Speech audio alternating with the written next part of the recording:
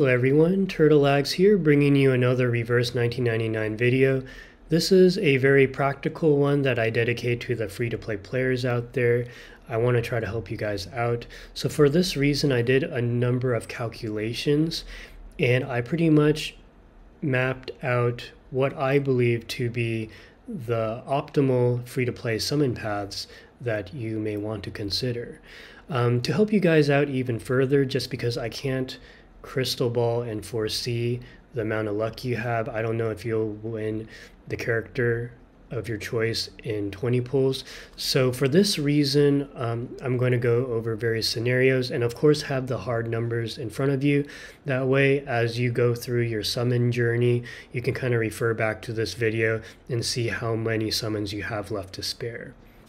So let's first go over my calculations for the number of summons you can get between the start of version 1.4 through the end of version 1.7 part 1.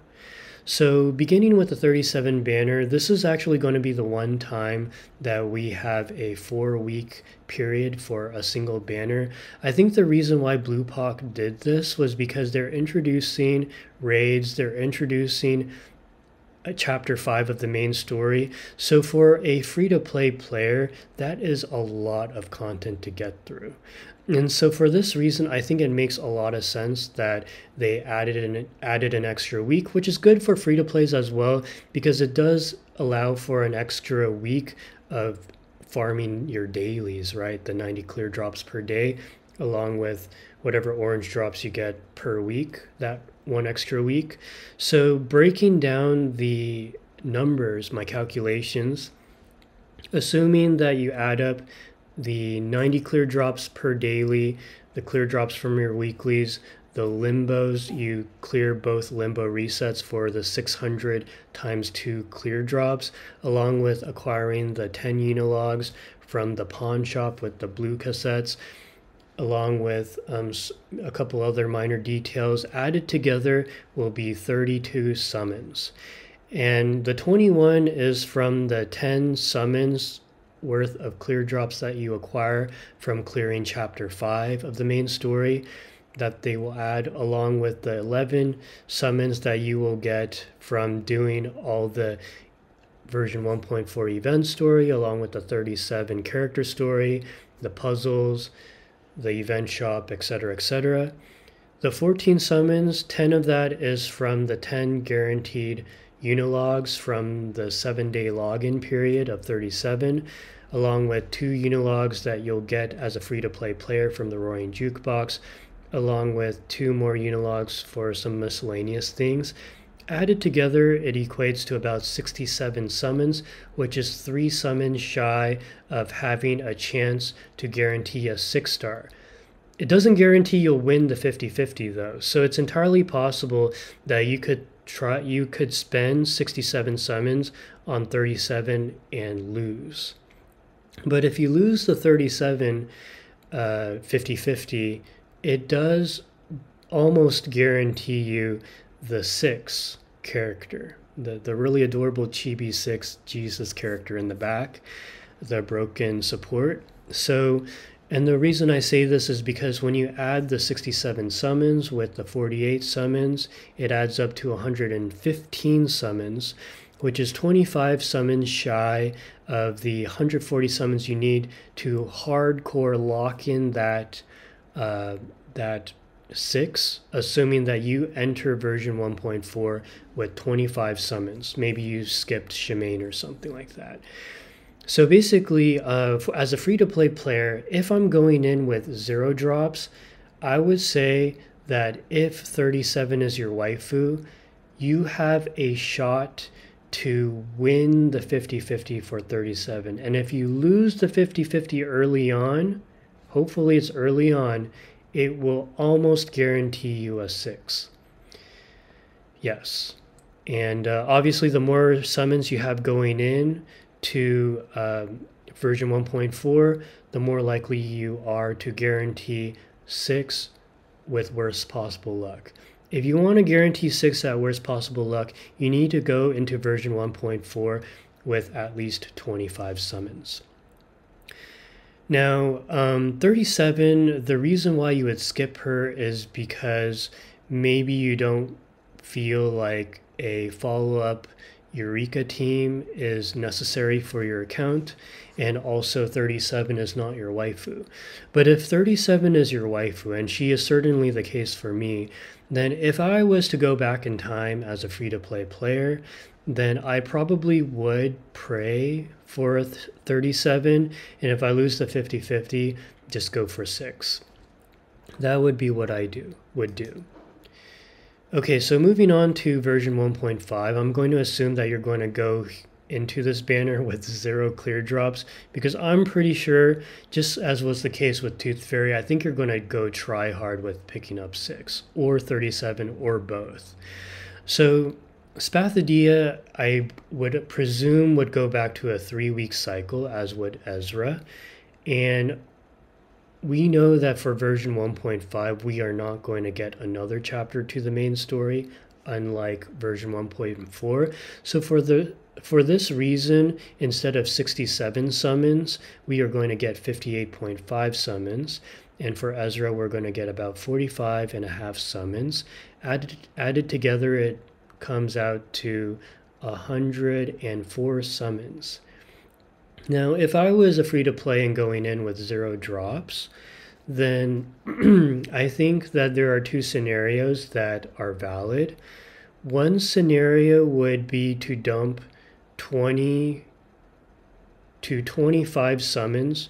We'll go with 25 summons into Spathadia, and if you don't get her, hold the rest of your drops until Joe comes out.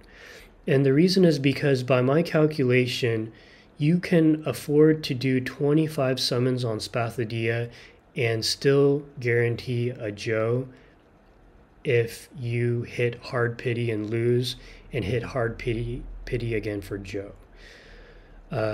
Yes, and the reason I say this is twofold. One is that Spathadia unlocks the burn archetype. There are some content creators out there that are capping, saying that Eold doesn't need Spathadia to have a burn team, but I'm telling you, you need Spathadia for a burn team. You need Spathadia and Eold for a burn team. So for this reason, if you dump 25 summons into Spathadia and win the 50-50 and get her early, then that is Pog, right? Because then you at least got your foot in the door for maybe having a burn team. And if not, then that's okay, because 104 minus 20, actually we'll make the math easier. Do 24 summons for Spathadia, whatever happens, happens. And 104 minus 24, you'll have 80 summons going into the Joe banner. Okay, so I calculated 20 summons allowable for Spathadia, because you're going to get about 60 summons during the Joe banner. 60 plus the 80 that I told you to save from the previous banner adds up to 140 summons, which will guarantee you a Joe, assuming you hit hard pity and lose, and hit hard pity again. And then after you get your Joe, then I'm going to assume you're going to go into Getian banner with 0 summons. I think this will apply to all of you. And Getian, I think that, 45.5 summons, that doesn't even guarantee you a chance at him.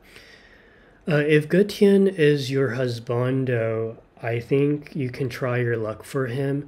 But if not, if you're trying to enable a burn archetype down the road, you really should skip Getian. So I'm going to assume you're going to skip him. If he's your husbando, go for him, but you're not going to have a good shot at Eold. You're basically saying you're going to skip the burn archetype. Okay, so going on to Eold. So assuming best case scenario, what will happen is that you will secure your 6, you will win a Spathadia early, guarantee a Joe, and win the 50-50 for Eold. This is the best case scenario. But the worst case scenario, if you follow what I just suggested, would be you get your 6, you don't get your Spathadia, you get your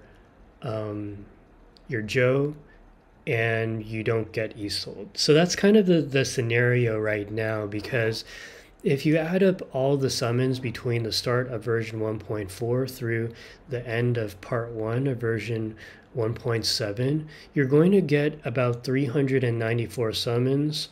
Now, we could probably theoretically round up to 400, because you'll probably be farming clear drops from your bond percentage, and you'll probably also have some drops going into the version 1.4. So if that's the case, you can pretty much guarantee 3 6-star units, but based on the order of characters, it might be a little tricky.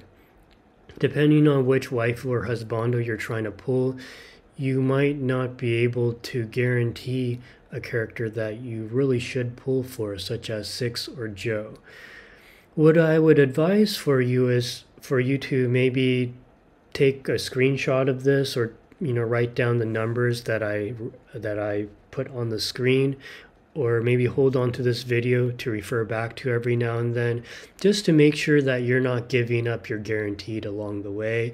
I think there is certainly a scenario where you can have a follow-up Eureka archetype, with the Joe 37 combo, have 6 as your support, and have Spathadia Eold burn combo. I think it is certainly possible, because if you win the 50-50 every time, even if you hit hard pity, really 394 divided by 70, let me do the math here, 394, let's round up to 400.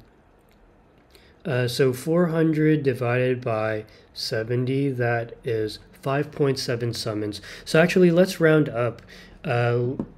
You have 6 chances to get a 6-star, basically. And if you win the 50-50 on all of them, that is 6 6-stars. So you could reasonably have your follow-up Eureka team, 37 and Joe, a burn team, Spathadia and Eold, your 6 support, and have some summons left over. That's if you win every single 50-50.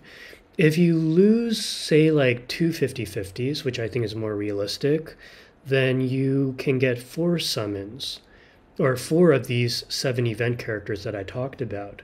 The optimal scenario, in my opinion, would be 6, Joe, Spathadia, and Eold. That's one scenario. Or 37, 6, Joe, and Eold. I think those are the 2 paths you can take, and with average luck be able to obtain. In the next video, I'm going to go over the different archetypes. I'm going to do the calculations and basically show you how viable a burn archetype is compared to other archetypes available, such as the poison archetype or the follow-up Eureka archetype. So if you are looking forward to that, please drop a like, comment, and subscribe. I think like 80% of you are not subscribed to my channel, and I will see you in the next video. Take care, guys.